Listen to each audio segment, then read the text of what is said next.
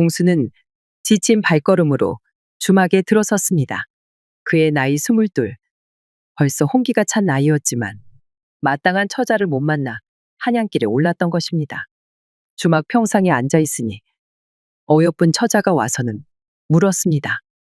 국밥 하나 드릴까요? 탁주랑 같이? 꾀꼬리처럼 맑은 목소리에 하얀 살결과 고운 얼굴을 가진 처녀였지요. 곱게 뻗은 목성과 버들가지처럼 휘어진 가녀린 허리는 보는 이의 마음을 설레게 했답니다. 그 뒤로 밥상을 내오는 주모를 보니 이곳에서 일을 도와주는 처녀인 듯 했습니다. 동수는 웃으며 대답하였답니다. 국밥 하나에 탁주도 같이 주시구려. 그의 목소리에는 은근한 설렘이 묻어났지요. 처자는 수줍은 듯 웃으며 돌아섰는데 통통한 엉덩이가 치마 속에서 탐스럽게 일렁이며 부엌으로 향하는 것이었지요. 그녀가 부엌 안으로 사라진 후에도 동수는 한참을 그 자리에 앉아 그녀의 먹음직한 뒷모습을 떠올리며 멍하니 미소 짓고 있었답니다. 지금 누굴 보는 것이요? 어디서 굴러온 놈이요? 한 사내가 동수를 보며 화를 내는 것이었습니다. 깜짝 놀라 뒤를 돌아보니 웬 머슴 하나가 동수를 보면서 씩씩거리는 것이었지요. 보아하니 아까 그 처자의 서방인 듯 싶었습니다. 곱게 핀 꽃봉오리처럼 아직 여린 나이로 보였건만 벌써 서방이 있다니 동수의 가슴이 철렁 내려앉았지요. 그저 창피한 마음에 주막에서 허겁지겁 도망치듯 나올 수밖에 없었답니다. 아이고, 이를 어쩐다. 한양 처녀들은 어찌 이리도 일찍 시집을 가는 것이야. 이러다가 남아있는 처녀가 하나도 없겠구나. 동수는 한숨을 푹푹 쉬며 발걸음을 재촉했습니다. 도망치듯 나온 주막 뒤로 그 처자의 탐스러운 엉덩이가 자꾸만 눈에 아른거렸지요. 동수는 또 허탈한 마음으로 터벅터벅 걸어갔답니다. 동수는 충청도 산골짜기 작은 마을에 살았답니다. 키는 6척이 넘고 힘도 장사였으며 얼굴도 미남이라 소문난 총각이었지요. 그런데 그 고을에는 처녀가 한 명도 없었습니다. 그나마 한 명 있던 꽃분이도 그 마을에서 물레방앗간을 하는 집의 아들놈에게 시집을 가버리는 바람에 어린 여자아이들 말고는 혼례를 올릴 만한 처녀가 한 명도 남아있지 않았던 것입니다. 그나마 대추나무집 과부만 동수한테 은근한 추파를 던질 뿐이었죠. 한날은 동수가 밭에 가는 중이었는데 대추나무집 과부가 그런 동수를 보고서는 생글생글 웃으며 묻는 것이었죠. 동수야, 어디 가는 게야? 고추밭에 물 주러 가요. 그래, 고추밭에만 물 주지 말고 나한테도 고추도 심고 물도 주고 하면 얼마나 좋겠니? 과부는 눈을 가늘게 뜨며 배시시 웃으며 말하는 것이었지요.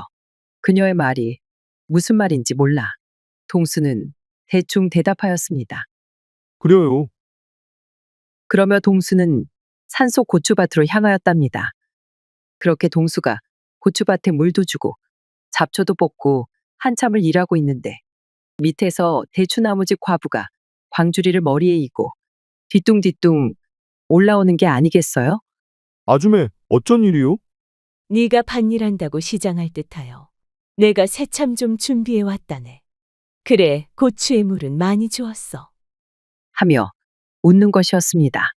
과부가 가져온 광주리 안에는 전이며 각종 반찬에 막걸리까지 가득이었지요. 일이 많은 걸 어찌 다 먹으라고 가져왔대요? 사내가 많이 먹어야 힘도 잘 쓰지. 어여 먹어봐. 과부는 전을 한쪽 찢어서 동수의 입에 넣어 주었습니다. 그리고 막걸리도 한 잔 따라서는 동수에게 건네주었지요.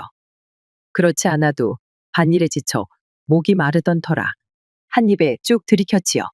그렇게 한 잔 두 잔 마셨더니 얼굴이 달아오르는 게 눈도 해롱해롱하면서 앞에 과부가 저번에 물레방앗간 아들놈에게 시집간 꽃분이 얼굴처럼 보이는 게 아니겠어요? 술에 취해 동수가 정신을 못 차리자 과부는 냉큼 자신의 저고리를 벗었습니다. 그런데 동수는 고개도 돌리지 않고 그녀의 얼굴을 뻔히 쳐다만 보는 것이었지요. 얘 동수야, 내 몸이 예뻐 보이지 않는 것이야. 그러자 동수가 혀 꼬부라진 투로 말했습니다. 꽃분이 너는 항상 이쁘지. 술에 취해 자신을 꽃분이로 착각하고 있는 것에 화가 났지만 그래도 자신을 이쁘다고 하여 주니 과부는 그런 동수를 자신의 남자로 만들고 싶었답니다. 그렇다면 덤벼야 사내가 아니겠어. 아니 꽃분아, 그럼 내가 사내가 아니라 계집이란 말이오?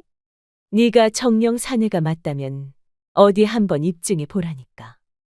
그러면서 과부는 자신의 몸을 홀딱 벗고는 동수의 품에 안기는 게 아니겠어요? 햇볕 아래 드러난 그녀의 몸에는 마치 옷같이 하얗고 매끄러웠으며 그 향기는 달콤한 꿀향 같았지요. 과부가 동수 품에 달려들자 그만 뒤로 발라당 넘어진 동수는 그제야 술이 깨면서 자신에게 안긴 게 꽃분이가 아니고 대추나무지 과부란 걸 알게 되었지요. 깜짝 놀란 동수는 벌떡 일어나 과부를 밀치고는 정신없이 산을 내려왔답니다. 내가 꽃분이 년보다 못한 게 뭐가 있다고 그러는 게야. 거기 서지 못해. 동수의 등 뒤로 과부의 성난 목소리가 한참 동안 들려왔답니다. 그 일이 있고 나서 동수는 결정했습니다.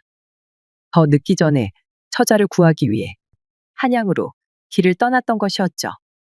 동수는 한양거리를 정처 없이 걷다가 비단 가게 앞에서 한 처자를 보게 되었습니다. 비단을 고르고 있는 처자의 모습이 너무도 아름다워 한동안 넋을 놓고 바라보았죠.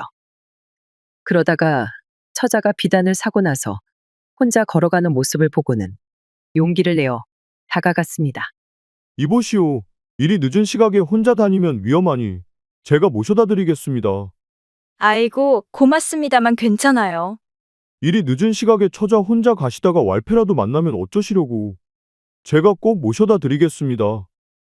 그러면서 동수는 처자의 비단 보따리를 들어주려 했습니다.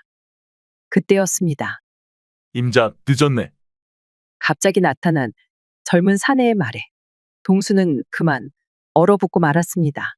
알고 보니 그 처자는 이미 혼이 난 안악이었던 것이지요.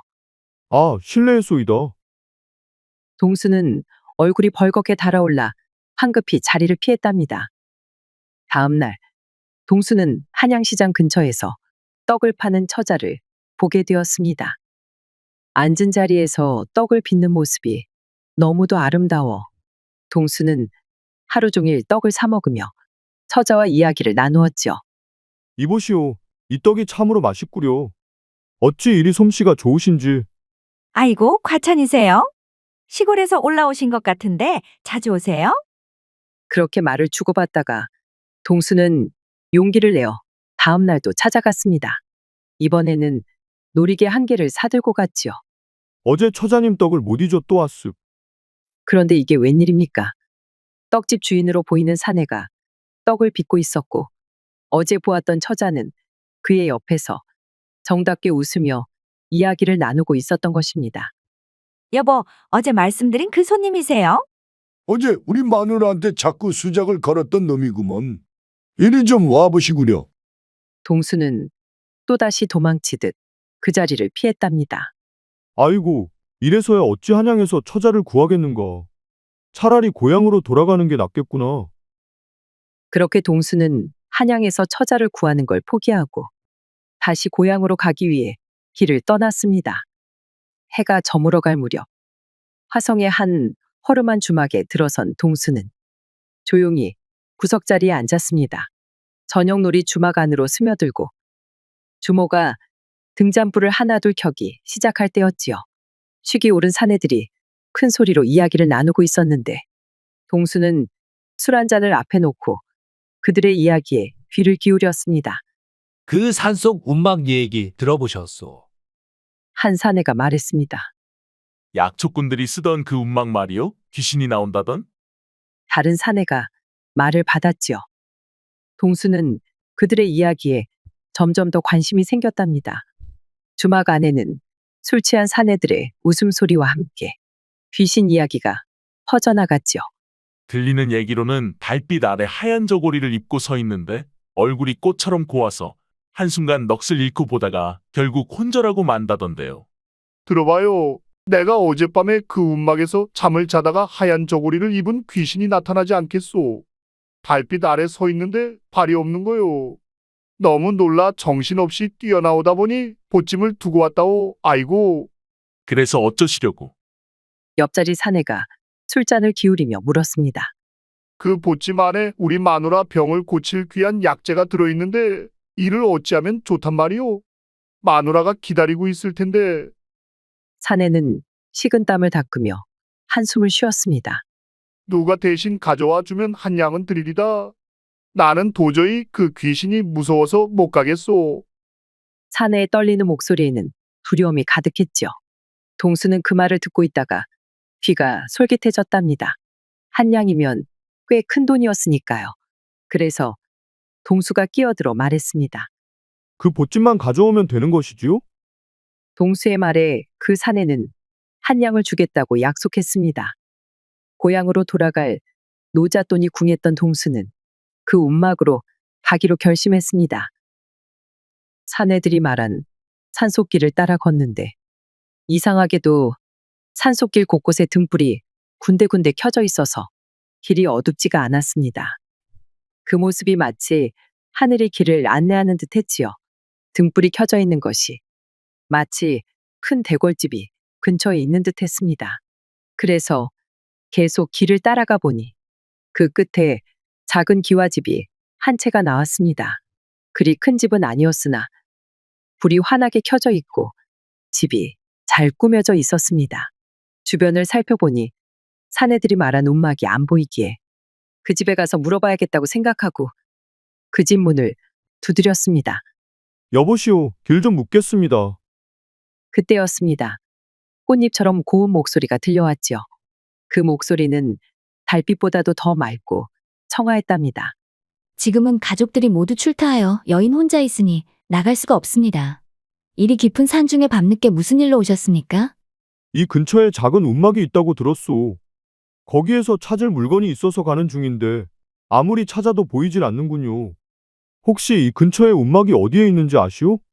이 산중에서 10년을 살았지만 움막은 보지 못했습니다. 이 근처에는 저희 집 말고는 집도 없고 움막도 없습니다. 그녀의 말에 동수는 너무 지쳐 힘이 빠지는 것 같았습니다. 이리 늦은 시각에 산을 내려가자니 산짐승을 만날까 두렵습니다만 헛간에서라도 쉬었다 갈 수는 없을까요? 지금 산을 내려가기엔 밤이 너무 늦어서요.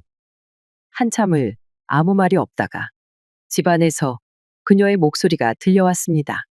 찬 이슬을 맞으며 가시기도 고날터이니 집안에 대접할 것이 그리 많지 않습니다만 그래도 괜찮으시다면 들어와서 하룻밤 쉬었다 가시지요. 그러면서 여자가 대문을 열어주는 것이었습니다. 달빛이 비치는 대문 앞에서 그녀를 보니 얼굴이 새하얗고 손가락이 기다란 처녀가 있었습니다. 그녀의 하얀 저고리는 달빛에 비쳐 더욱 빛이 났고 긴 속눈썹 아래로 맑은 눈동자가 반짝였죠. 정말로 오늘 밤 묵고 가시는 걸 후회하지 않으시겠습니까? 동수는 의아해하며 생각했습니다. 이리 어여쁜 처자가 깊은 산 중에서 홀로 지내는 것도 이상하고 이 밤에 여기 아니면 이슬을 피할 곳도 없는데 어찌 이리 묻는 것이지? 그러면서 대답했습니다. 후회라니요. 이렇게라도 밤을 지낼 곳을 빌려주신다는데요. 감사할 따름입니다. 그렇게 해서 동수는 집 안에 들어왔습니다. 달빛이 은은히 스며드는 마당에는 국화꽃 몇 포기가 하얗게 피어 있었고 밤바람에 실려오는 꽃향기가 코끝을 스쳤지요.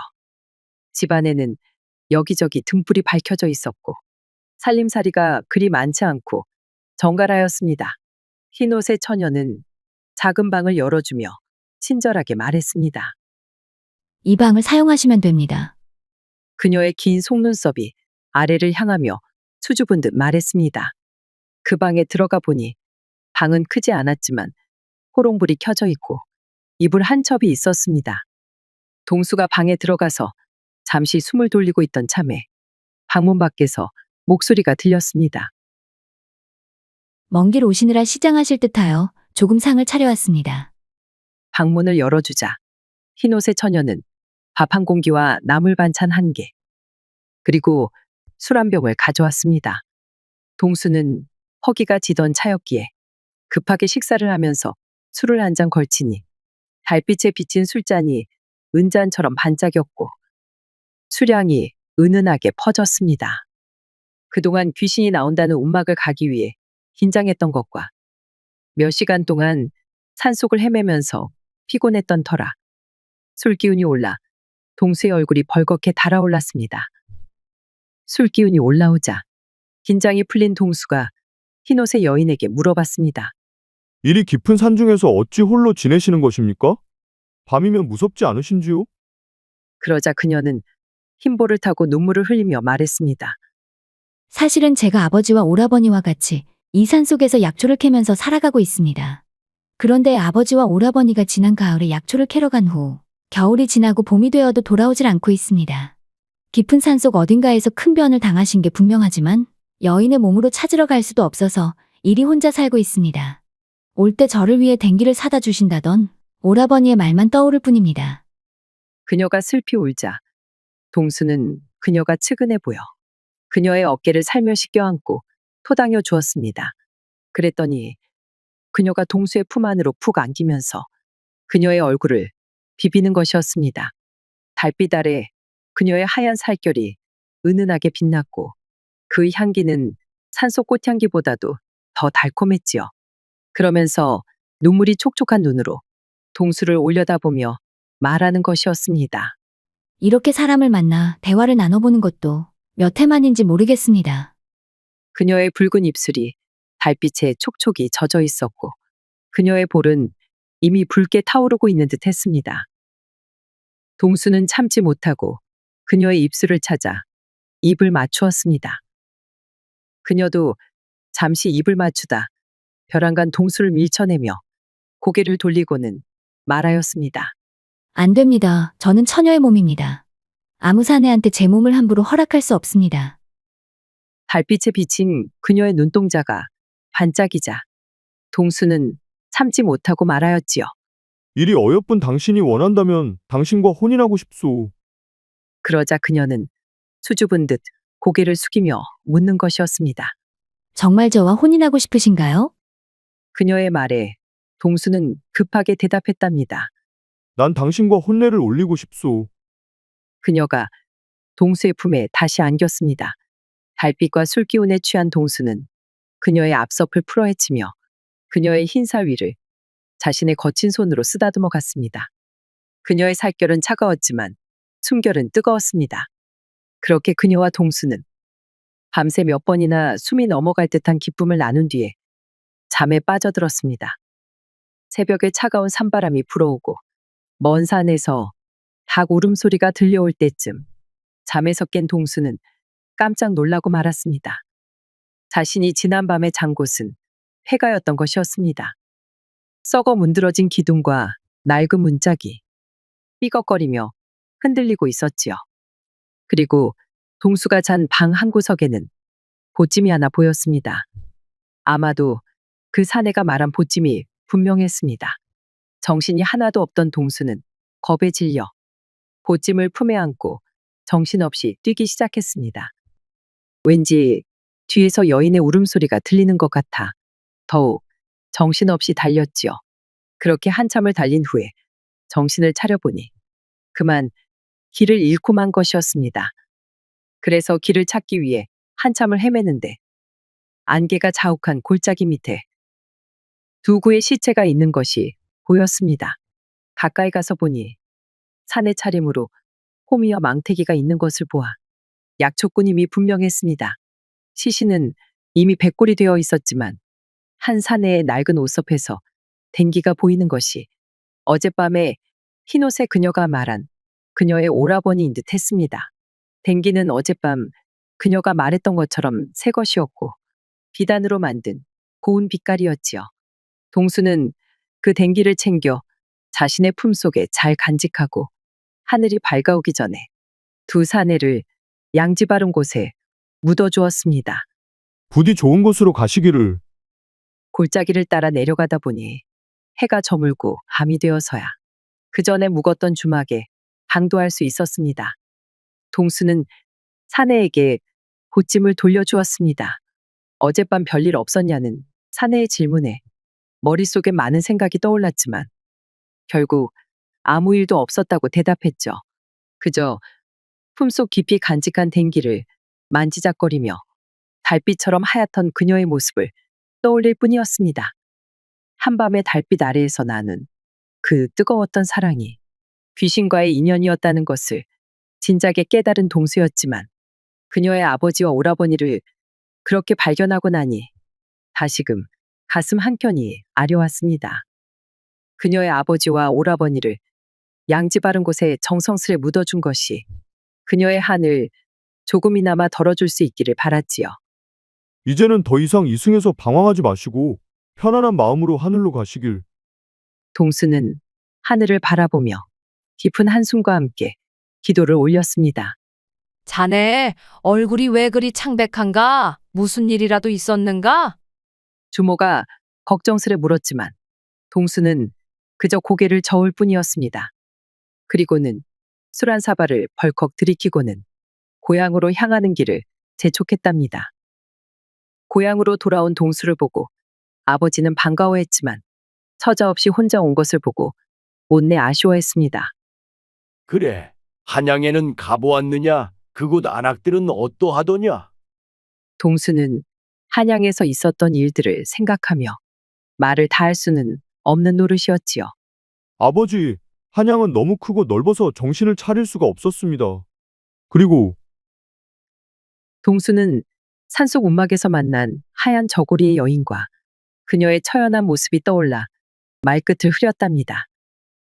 아버지는 혼자 적적하게 있는 것보다 아들이 돌아왔으니 기쁘기도 하였지요.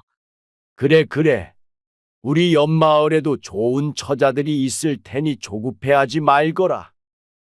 아버지는 동수의 등을 두드려 주셨답니다. 동수가 집으로 돌아왔다는 소식을 들은 대추나무집 과부는 그 다음 날 불이 나게 동수 집으로 달려왔답니다. 그날따라 과부는 평소보다 더 고운 옷차림을 하고 왔습니다. 머리도 말끔히 빗어 올리고 눈썹도 그리고 연지도 찍어 발랐답니다. 한참 댕기를 매만지며 생각에 잠겨있던 동수는 밖에서 과부의 목소리가 들리자 그 댕기를 자신의 허리춤에 숨기고는 방문을 열어 과부를 맞이하였지요. 그 순간 과부의 눈이 동수의 얼굴에 머물렀는데 한양에 다녀온 동수의 모습이 왠지 더욱 듬직해 보였답니다. 그의 목소리는 더욱 굵어졌고 눈빛은 한층 깊이가 생긴 것 같았지요. 과부는 방에 있는 동수를 보고 싱글싱글 웃으며 말하였습니다. 어찌 혼자 온 것이야? 혼이 날 처자를 구하러 한양에 간다면서. 혹시 한양 처자들이 우리 동수를 알아보지 못한 것이야? 그럴 리가 있나. 우리 동수같이 잘생기고 듬직한 사내를. 그러면서 동수의 손을 끌고는 말하였답니다. 동수야, 우리 집에 아궁이가 막혔는지 굴뚝의 연기가 잘 안 나는 것 같아. 우리 집에 같이 가서 막힌 아궁이 좀 뚫어주게. 과부의 목소리는 평소보다 더 나지막하고 달콤했답니다. 그녀의 손길이 동수의 손목을 스치자 동수의 가슴 한켠이 간지럽게 울렸지요. 그러면서 막무가내로 동수의 손을 끌고는 그녀의 집으로 향했답니다.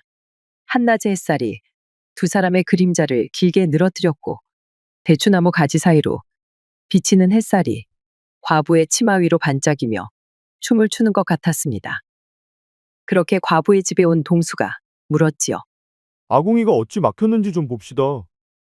동수의 목소리가 평소보다 더 낮고 깊게 울렸습니다. 그러면서 부엌으로 가는 것이었습니다. 부엌 안은 햇살이 잘 들지 않아 어스름했는데 그 어스름한 빛 속에서 과부의 하얀 목덜미가 더욱 도드라져 보였지요. 동수는 자신도 모르게 그 하얀 목덜미에 시선이 머물다가 급히 고개를 돌렸답니다. 아궁이 여기저기를 쑤셔보았지만 막힌 곳이 없어 보였지요. 솥단지 아래로 장작불이 타닥타닥 소리를 내며 타오르고 있었고 그 불빛에 비친 과부의 옆모습이 더욱 아름답게 보였답니다. 아궁이 위에 놓인 솥단지를 꺼내서 그쪽을 한번 살펴봐야겠다고 생각했지요. 이보시오, 아줌매. 솥단지가 꽤나 무거워 보이는데 조심하시구려. 그러고는 물이 가득한 솥단지를 들어서 부뚜막에 올려두었지요. 동수의 팔뚝에 힘이 들어가자 붉은 핏줄이 도드라졌고 과부는 그 모습을 넋놓고 바라보았답니다. 한참 아궁이를 잘 살펴보고 있는데 갑자기 옆에서 우당탕 소리가 들려왔습니다. 동수가 깜짝 놀라 돌아보니 과부가 부뚜막 위에 놓인 솥단지를 엎질러서는 그만 그 안에 있던 물에 홀딱 젖어 있는 게 아니겠어요? 아이고, 이를 어쩐다. 하면서 과부가 물에 젖은 치마를 손으로 짜내려 하였지만 이미 옷은 흠뻑 젖어 과부의 몸에 찰싹 달라붙었고 그로 인해 몸의 굴곡과 속살이 선명하게 비치는 것이었습니다. 물에 젖은 과부의 모습을 본 동수는 심장이 떨렸습니다. 햇살에 반사된 물방울이 그녀의 살결을 따라 흘러내리고 젖은 치마와 저고리는 그녀의 풍만한 몸매를 그대로 드러내고 있었습니다. 아이고, 큰일 날 뻔했네. 나 좀 잡아주게. 과부는 머리를 털면서 동수 쪽으로 몸을 돌렸고 자신을 잡아달라는 듯 손을 쭉 뻗었답니다. 그 순간 동수의 눈앞에서 물방울이 그녀의 목덜미를 타고 천천히 흘러내렸고 과부의 물에 젖은 봉긋한 가슴이 너무나 선명하게도 보이는 것이었지요. 동수는 순간 숨이 막히는 듯 했습니다. 숲속에서 만났던 하얀 저고리의 귀신과는 또 다른 살아있는 여인의 온기가 손끝으로 전해져 왔지요. 과부의 손을 잡아주려다 그만 발을 헛디뎌 그녀와 함께 넘어질 뻔했답니다. 아이고, 과부가 놀란 목소리로 소리쳤지만 동수의 팔 힘이 좋아 넘어지지는 않았지요. 하지만 그 바람에 과부의 숨결이 동수의 뺨에 닿을 듯 가까워졌습니다. 괜찮으십니까? 동수가 떨리는 목소리로 물었습니다. 과부는 고개를 들어 동수를 바라보았는데 그녀의 눈빛이 술에 취한 듯 흔들리고 있었지요. 동수야.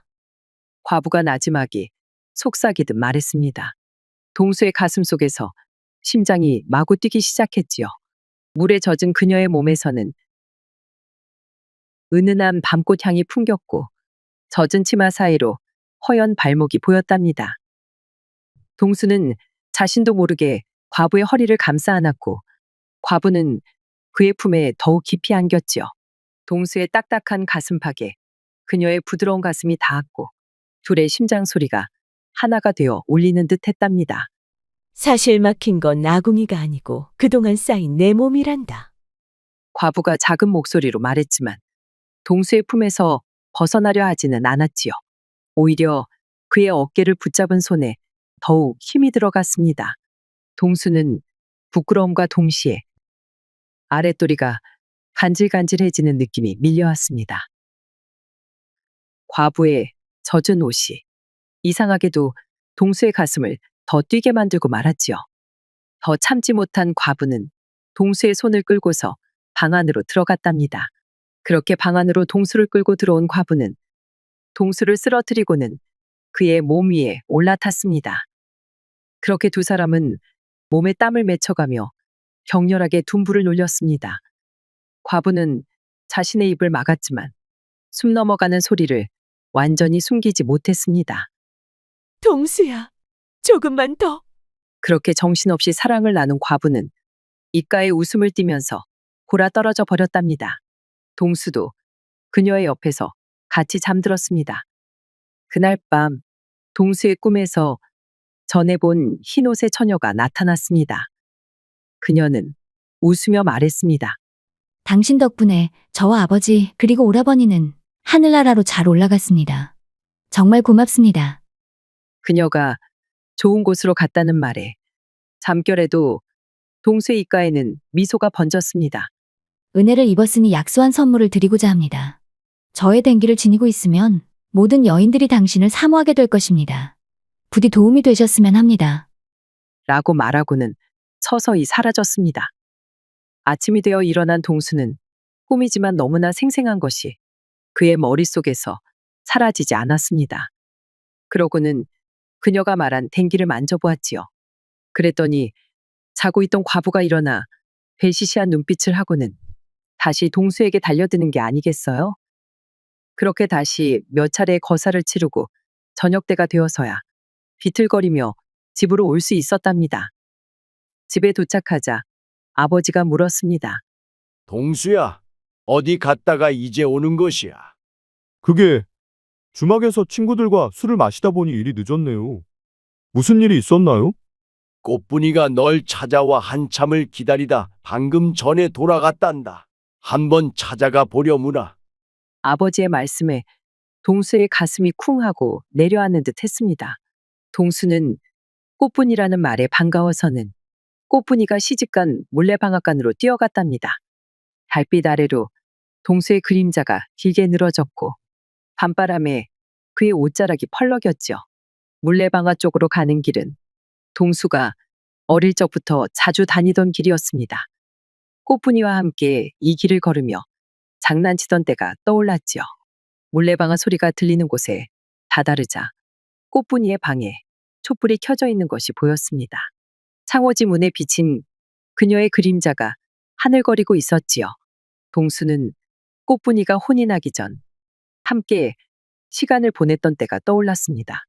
동수는 연모의 마음으로 꽃분이를 쫓아다녔고 꽃분이는 그저 친한 단짝 친구로서 동수와 어울려 다녔습니다. 어느 날 꽃분이는 부모의 성화에 못 이겨 잘 사는 물레방아집 아들과 혼례를 올리게 되었습니다. 사람 사는 길이 다 그러한 것이요. 하면서 꽃분이는 눈물을 머금고 혼례식을 치렀다지요. 그날 동수는 마을 뒷산에 올라가 멀리서 혼례를 지켜보았습니다. 열렬히 사랑했던 만큼 그저 꽃분이의 행복을 빌어줄 수밖에 없었죠. 그러나 진즉부터 몸이 약했던 꽃분이의 서방은 한 해가 지나기도 전에 병석에 눕더니만 얼마 안 되어 세상을 떠나버렸습니다.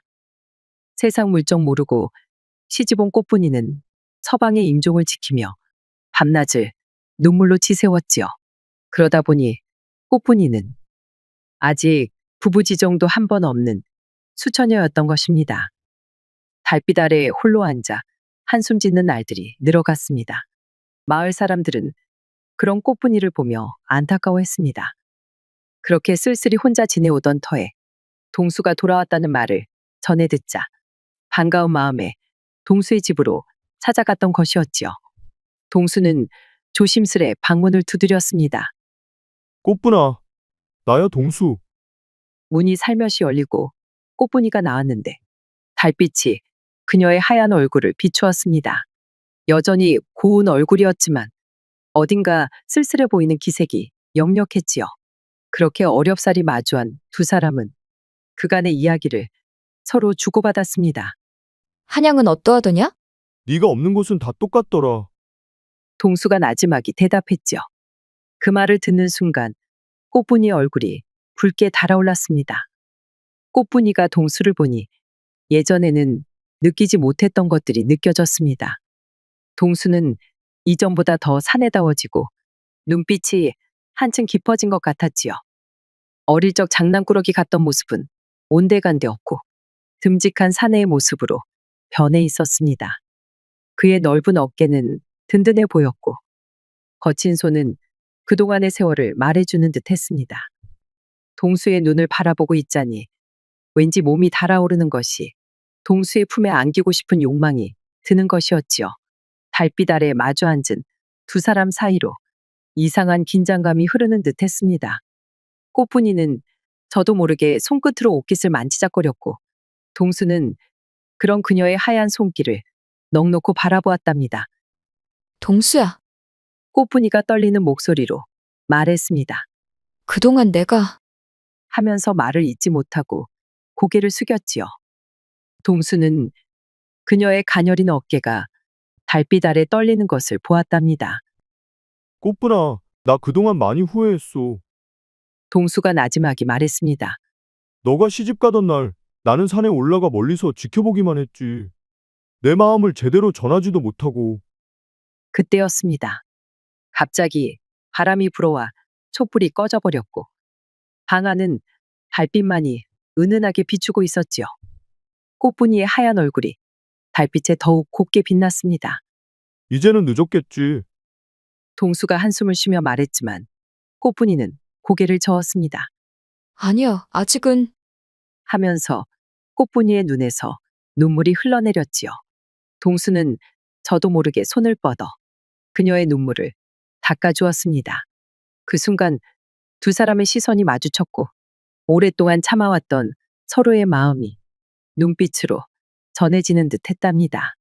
꽃분아, 동수가 나지막이 그녀의 이름을 부르며 그녀의 손을 잡았습니다. 꽃분이는 동수의 커다란 손 안에서 자신의 손이 따뜻해지는 것을 느꼈답니다. 그의 거친 손바닥 사이로 전해지는 온기가 가슴 깊숙이 스며드는 듯 했지요.